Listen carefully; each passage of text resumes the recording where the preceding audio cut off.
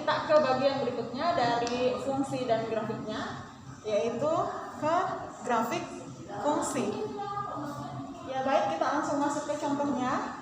Ya, kita diminta membuat grafik fx sama dengan x kuadrat dikurang 2 dan juga grafik gx sama dengan 2 per x dikurang 1. Nah, untuk prosedur menggambar grafiknya ya sama dengan apa yang telah kita jelaskan pada bab sebelumnya, yaitu mengenai prosedur menggambar grafik fungsi atau grafik persamaan. Kalau di bukunya ini gambarnya kurang jelas ya di buku saya, jadi saya akan memperlihatkan gambarnya di layarnya sebentar ya. Nah, adik-adik, untuk grafik fungsi dari fx maupun gx saya letakkan di sebelah kanan ya, di sebelah sana. Nah, untuk daerah asal maupun daerah hasilnya saya buatkan dalam bentuk tabel untuk melihat perbedaan dari keduanya. Nah, untuk fungsi pertama ya, fx sama dengan x kuadrat dikurang 2. Domainnya atau daerah asalnya adalah semua himpunan bilangan real. Ya, karena untuk fungsinya sendiri tidak ada kendala atau tidak ada hal-hal yang menyebabkan atau bilangan-bilangan yang menyebabkan fungsi ini tidak memiliki daerah hasil. Ya, jadi bilangan real apa saja bisa disubstitusikan masuk ke fungsi ini. Kemudian daerah hasilnya, ya kalau daerah hasil kita pasti berbicara mengenai variabel y, ya. Jadi y sedemikian sehingga atau semua y sedemikian sehingga y itu lebih besar dari min 2 y elemen real. Adik-adik perhatikan fungsinya. Kenapa di sini harus lebih besar dari min 2? Ya, karena di sini kan positif. Ya, kalau kita perhatikan di sini pasti positif. Bilangan positif yang paling kecil adalah 0. Ya, sebenarnya bukan 0 ya, karena 0 itu netral. Tapi bilangan berpangkat yang paling kecil yang bisa kita ambil adalah 0. 0 dikurang 2 ya, min 2. Nah, setelah itu 1 dikurang 2, min 1. Nah, dan seterusnya ke atas. Sehingga bilangan daerah hasilnya pasti min 2 ke atas. Nah, jadi daerah hasilnya seperti ini. Kemudian untuk fungsi kedua, gx sama dengan 2 per x dikurang 1.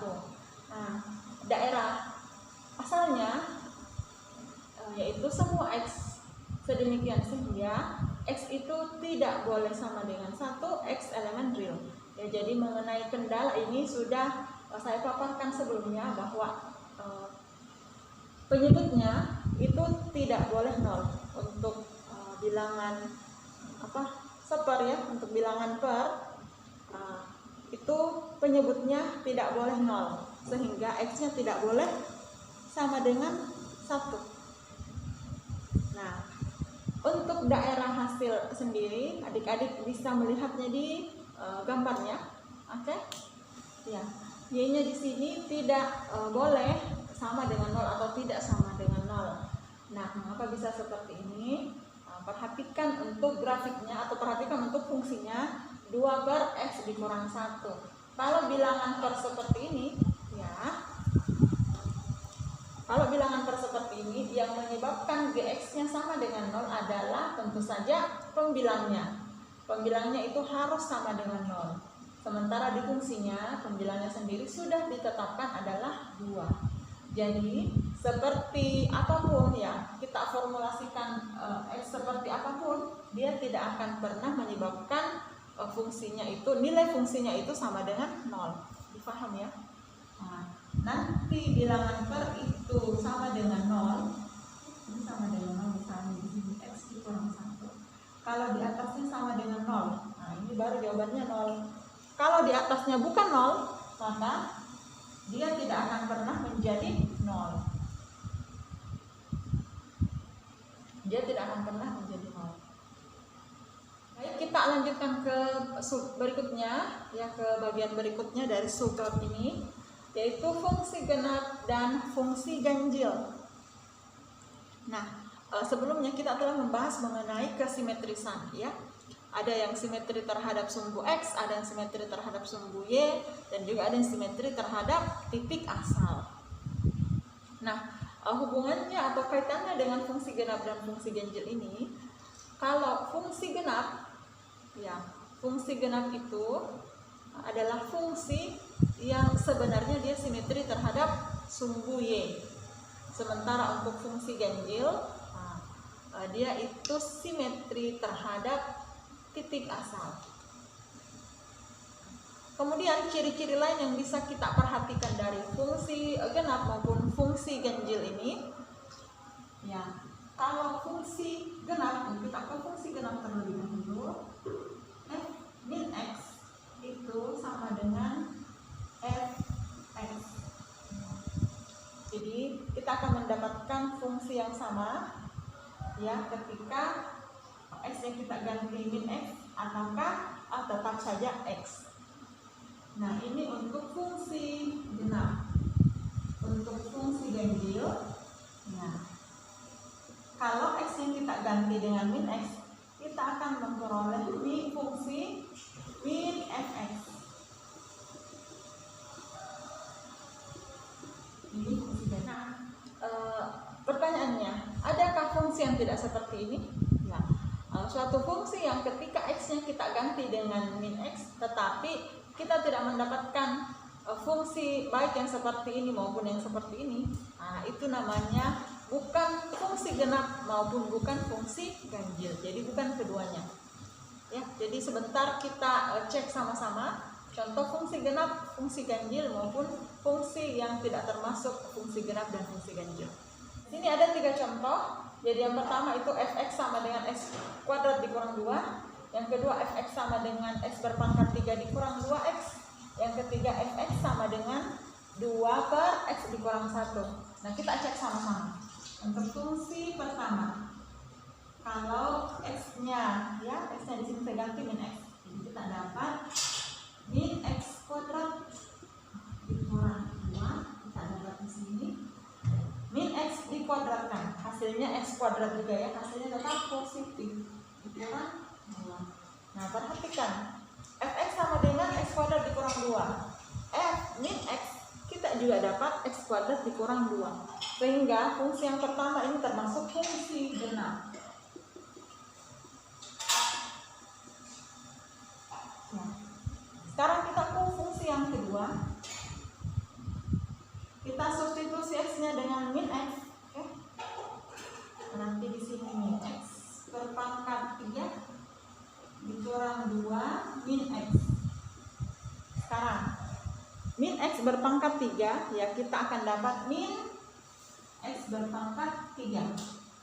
Kemudian min 2 dikali min X, ya, kita pasti dapat positif 2X.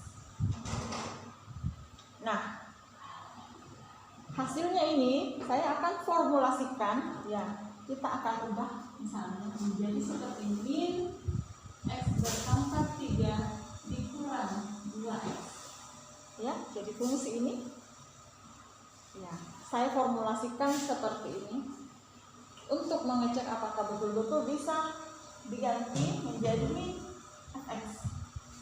Nah, sekarang kita perhatikan, ya, untuk Fx-nya adalah X pangkat 3 dikurang 2X. Oke?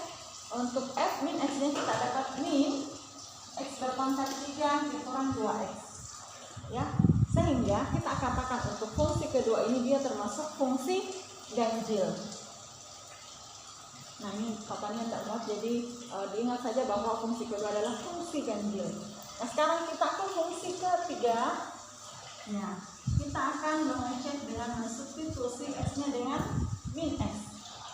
Ya, jadi di sini 2 per min X dikurang 1.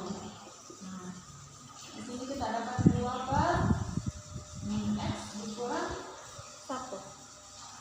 Nah, sekarang saya mau formulasikan, saya keluarkan minusnya.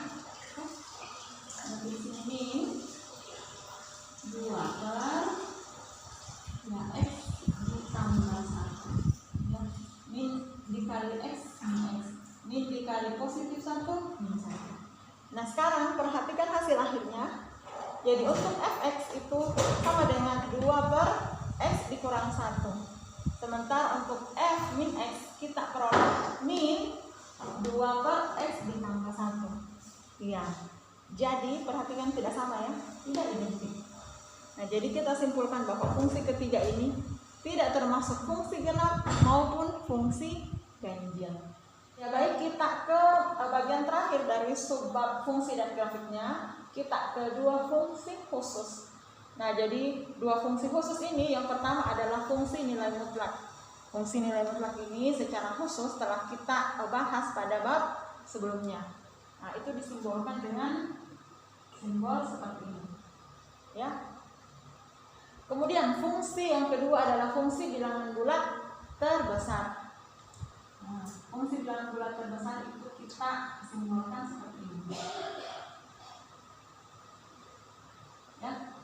Jadi mirip tandanya dengan fungsi nilai mutlak, tapi ini ada dua garis.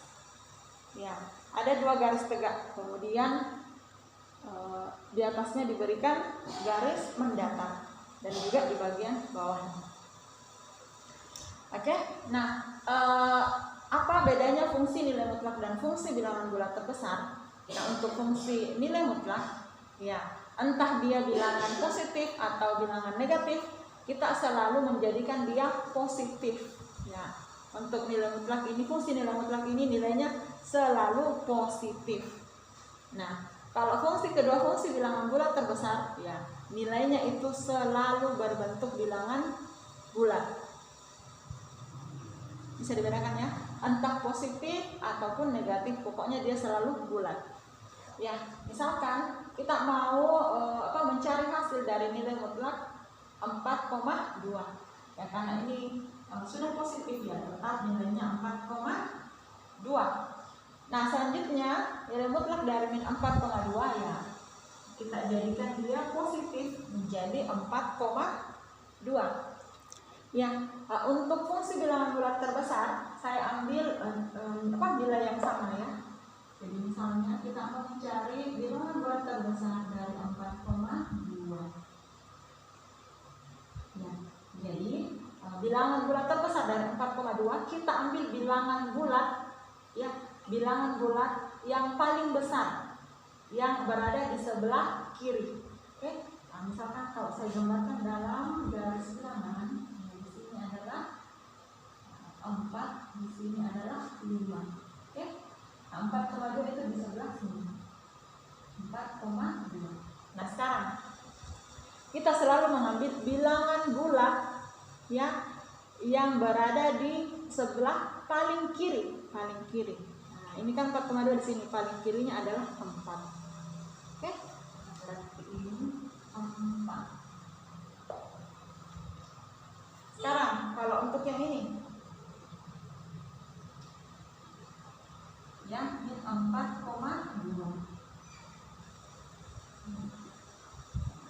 4,2 min 4 di sini, kemudian di sini adalah min 5. 4,2 itu di sebelah sini.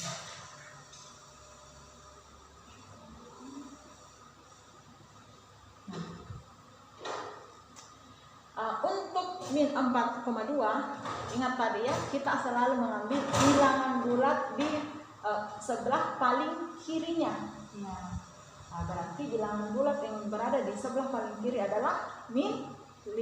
Jadi bukan min 4 ya, min 5 karena ini yang berada di sebelah paling kirinya. Oke. Nah, berarti di sini adalah min 5. Bisa dilihat bedanya antara nilai mutlak dengan bilangan bulat terbesar. Untuk grafiknya sendiri adik-adik bisa lihat ya. Di sini adalah grafik untuk fungsi nilai mutlak. Oke, fungsi nilai mutlak seperti ini. Jadi perhatikan dia simetri ya. Nah, dia simetri terhadap sumbu Y.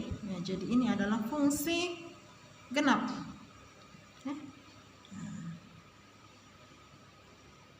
Untuk X-nya sama dengan min 1, perhatikan untuk X-nya sama dengan 1, Y-nya sama dengan 1.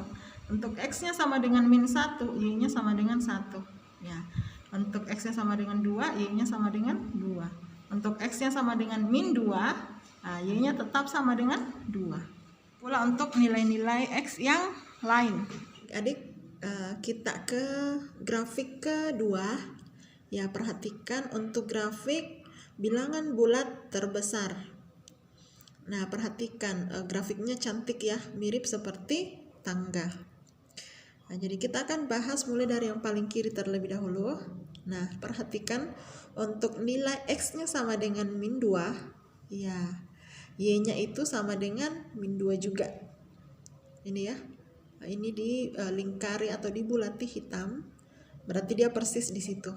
Kemudian untuk yang di sebelah kanannya, berarti di sini min 1, ya, min 1, sekian-sekian. Jadi semua yang nilainya min 1, di sini, dia dipadankan dengan Y sama dengan min 2. Oke? Pokoknya yang ada di sini dia dipadankan dengan Y sama dengan min 2. Nah, untuk X sama dengan min 1 sendiri. Nah, untuk X sama dengan min 1 sendiri, ya, dia langsung naik. Nah, misalkan di sini kita ambil min 1,1.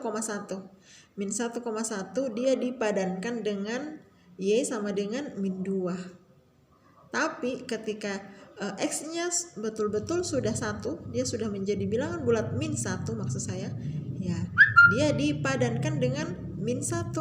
Jadi ada lompatan di sini. Ketika min 1,001,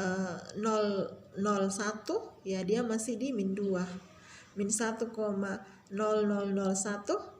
artinya sedikit sekali ke 1, ya, dia tetap dipadankan dengan min 2. Nanti setelah pas-pas di 1, iya, baru dia dipadankan dengan Y sama dengan min 1. Nah, untuk nilai-nilai di sini, ini nilai X adalah min 0, ya, min 0, di sini, ya, dia tetap dipadankan dengan X sama dengan min 1. Ya, sama tadi kasusnya untuk yang di sini ya, min 1, ya, dia dipadankan dengan min 2. Untuk X-nya itu 0, sekian, dia dipadankan dengan X sama dengan min 1. Kecuali X sama dengan 0. Ketika X sama dengan 0, ya, dia langsung naik, dia dipadankan dengan Y sama dengan 0 sendiri. Begitu juga dengan yang sebelah sini. Ini adalah nilai-nilai X sama dengan 0, ketika X sama dengan 0, ya, Y itu dipadankan dengan 0. Oke? Nah, nanti kemudian ketika X-nya sama dengan 1, ya, dia baru dipadankan dengan Y sama dengan 1. Difaham ya? Ya.